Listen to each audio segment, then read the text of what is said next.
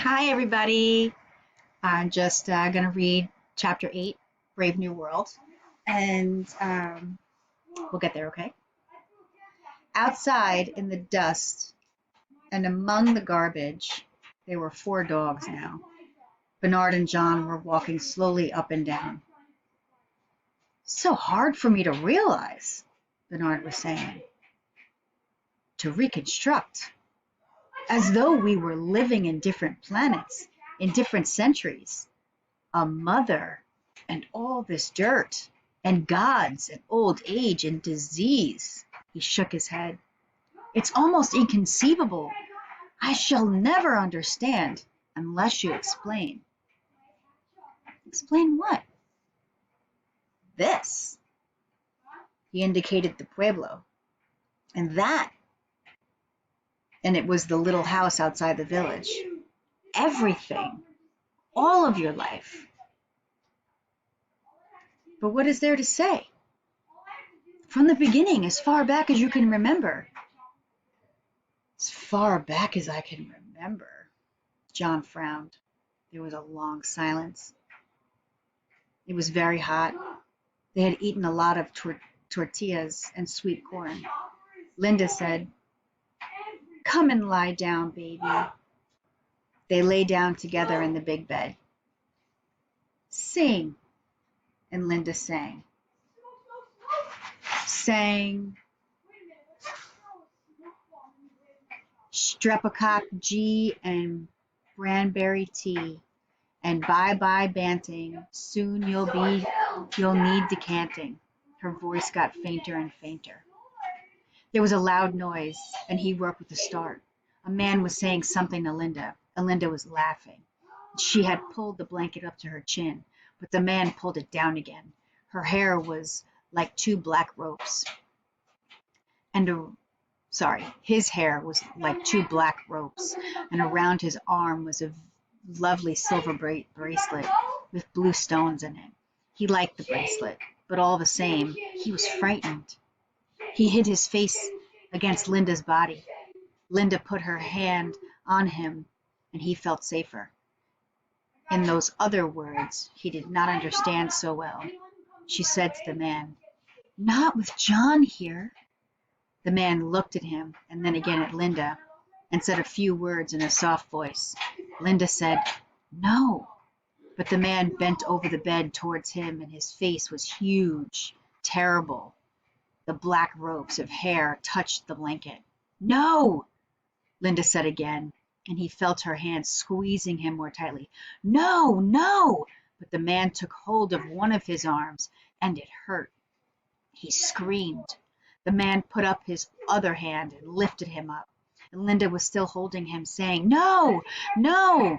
The man said something short and angry, and suddenly her hands were gone. "Linda! Linda!" He kicked and wriggled, but the man carried him across the door, opened it, put him down on the floor in the middle of the other room, and went away, shutting the door behind him. He got up and he ran to the door. Standing on tiptoe, he could just reach the wooden latch. He lifted it and pushed it, but the door wouldn't open. "Linda!" he shouted. She didn't answer. He remembered a huge room, rather dark, and there were big wooden things with strings fastened to them, and lots of women standing around them, making blankets. Linda said. Linda told him to sit in the corner with the other children while she went and helped the women. He played with the little boys for a long time.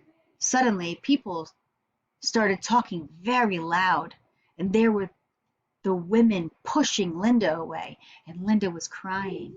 And she went to the door, and he ran after her. He asked her why they were angry. "Because I broke something," she said. And then she got angry too. "How should I know how to do their beastly weaving?" she said. "Beastly savages." He asked her what savages were. When they got back to their house, Pope was waiting at the door, and he came in with them. He had a big gourd full of stuff that looked like water, only it wasn't water. but something with a bad smell that burnt your mouth and made you cough.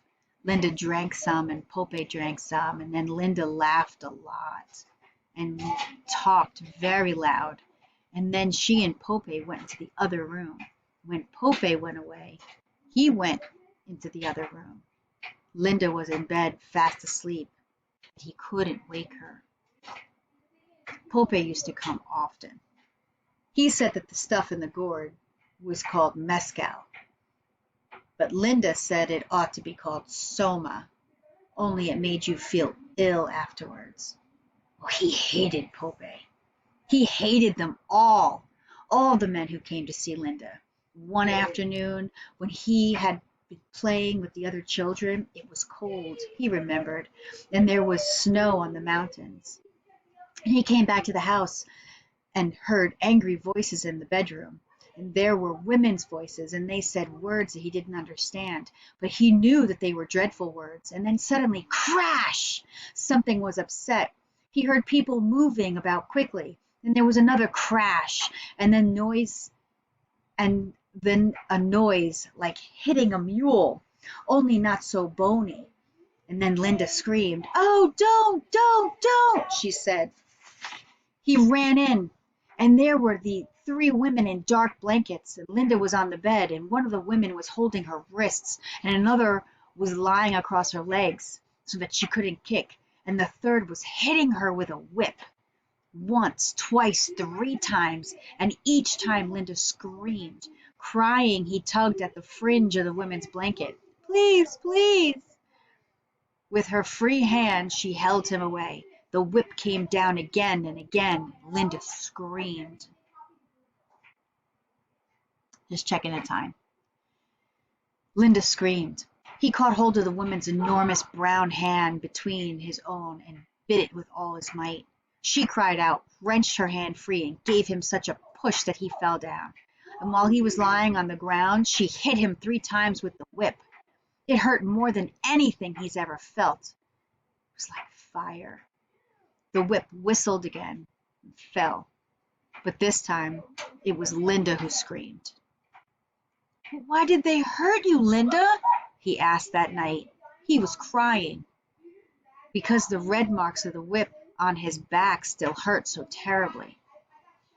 But he was also crying because people were so beastly and unfair, and because he was the only little boy and couldn't do anything against them. Linda was crying too.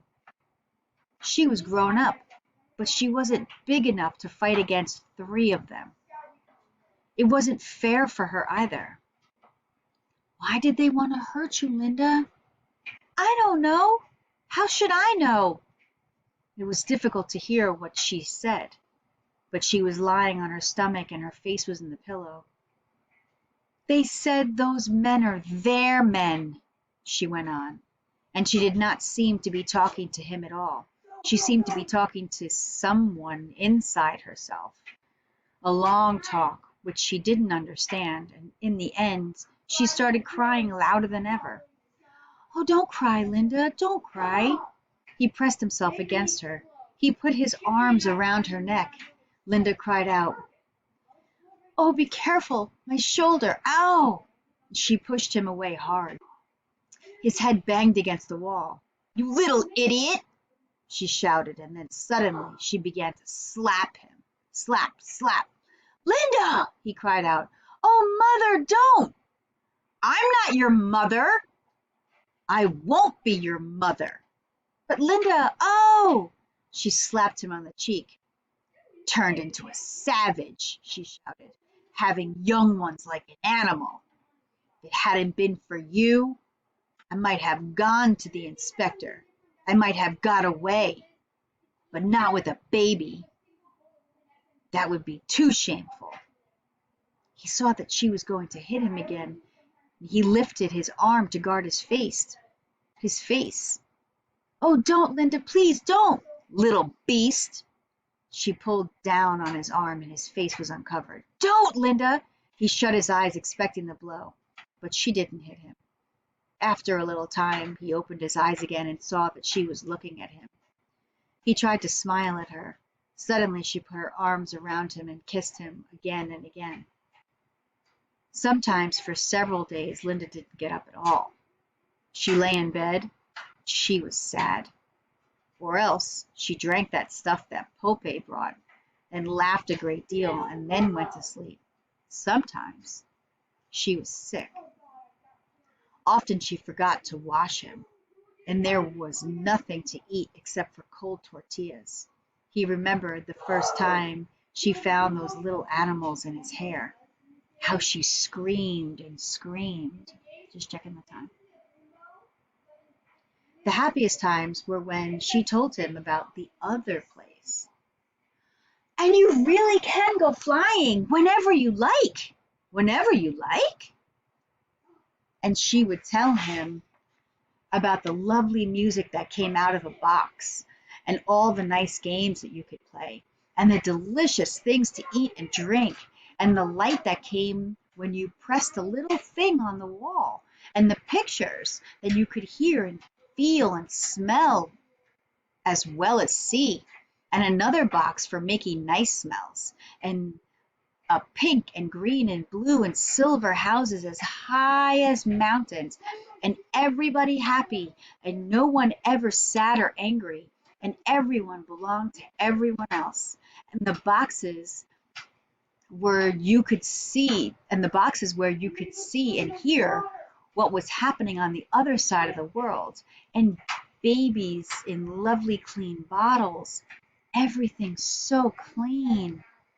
No nasty smells, no dirt at all, and people never lonely, but living together and being so jolly and happy, like the summer dances here at Malpace, but much happier, and the happiness being there every day, every day.